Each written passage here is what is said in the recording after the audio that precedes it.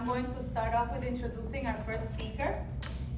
This speech is titled, How I Accidentally Joined a Cult, and it's going to be our speaker taking action after he had already done his first icebreaker speech, so talk about action there. He's ready to keep moving forward into the year with the next speech.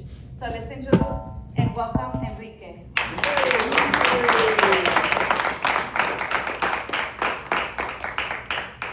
Thank you, Madam Toastmasters. Good evening, fellow Toastmasters, for the opportunity to keep on building on the momentum.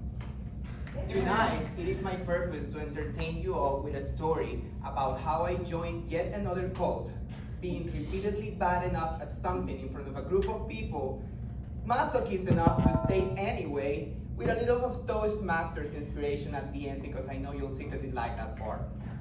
It was after COVID days when I started looking for ways to become healthier. In Colombia, we took the quarantine very seriously. So for the better part of 2020, you could only go outside based on the last digit of your ID. That meant lots of sitting.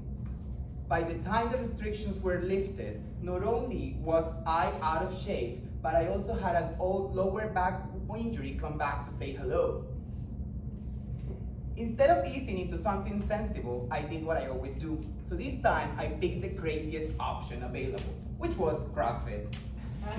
I did not realize at the time that I was joining a cult. This was a cult of very friendly, rip and jack people, but a cult nonetheless. They could carry around 3 times their weight and do crazy things like walk on their hands. But let me explain. At CrossFit boxes, there's usually a whiteboard in the middle. Everyone gathers around it, and this whiteboard would outline the chosen method of torture for the day, in terms that will only make sense to those initiated. Everyone nods as if they understand what it says on the whiteboard, and since when in Rome you do as the Romans do, I nod too, but I don't have a clue what's going on. After the warm-up, you're tired, you're already sweating, and then someone will come and say, okay, let's go now for the 21:15 9. Sir, that's not a workout, that's a pop quiz. I didn't expect this much math. They say that you can scale down your movements, which is CrossFit for you will still suffer, just respectfully. The climax of a CrossFit call is called a Metcon. At these Metcons, you feel more as if you're in a carnival than a workout routine. There's loud music, people screaming, and on top of that, there are free weights flying around. Sometimes you sweat, of course you're gonna sweat. Sometimes you're gonna cry, and sometimes you're gonna bleed. And the worst part of it all is that these people will act as if this is normal. They'll just hand you a Band-Aid and say, okay, now let's go run a mile outside, buddy. The worst thing about that is once you've come back from running that mile, you will see a sign that says, smile, remember you paid to do this. CrossFit is excellent if you ever want your ego humbled. I came in being decided, my most usual energetic and motivated self, and I went home without being able to remember how to breathe. I knew I wasn't in great shape, but the reality check came when a pregnant lady corrected my form while she was performing a handstand. That's not coaching, that's a spiritual experience. The beginning of my CrossFit journey was very uncomfortable. I thought about quitting for the longest time. I paid for way too many months before I saw any return to it. Out of 5 classes that I booked, I would only probably show up to 2. But slowly something started to shift. I realized that coaches will not make a spectacle of correcting your form. Strangers I hadn't seen enough will be just as excited when they saw my progress on skill reps. And no one was actually tracking down your performance from an ego standpoint. Belonging then came before confidence. How could it not? Trauma bonding is very effective.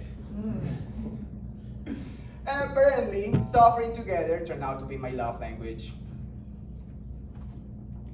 You give CrossFit a few months and you'll also become this weirdo who will be doing this gym math for fun. Nowadays, I'll be at the Publix thinking, Okay, it is 2 bags, 1 trip, farmer carry, let's go! The upside to this is that you learn how to pick up anything with perfect posture. And you wanna know who will be the happiest about that? Your lower back! Come on, guys. The centerpiece of my story is that CrossFit helped me to learn new things as an adult, understand how environments can either invite or block growth, and see how shared energy can change the outcome of a project. Doesn't that sound a bit familiar? Aren't we all doing a little bit of gymnastics over here too?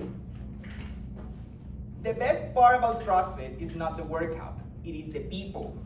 You suffer together, you laugh about it after, and somehow you meet some of the most amazing humans along that process. Do you guys happen to know another room like that?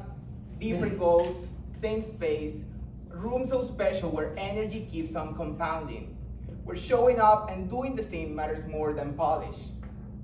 Well, I'm looking at my most recently found one. Just like CrossFit, at Toastmasters, we don't grow faster by going alone. We grow further by staying together. So yes, I joined CrossFit for fitness. I stayed for the math, the code, and the emotional support during burpees. Thank you.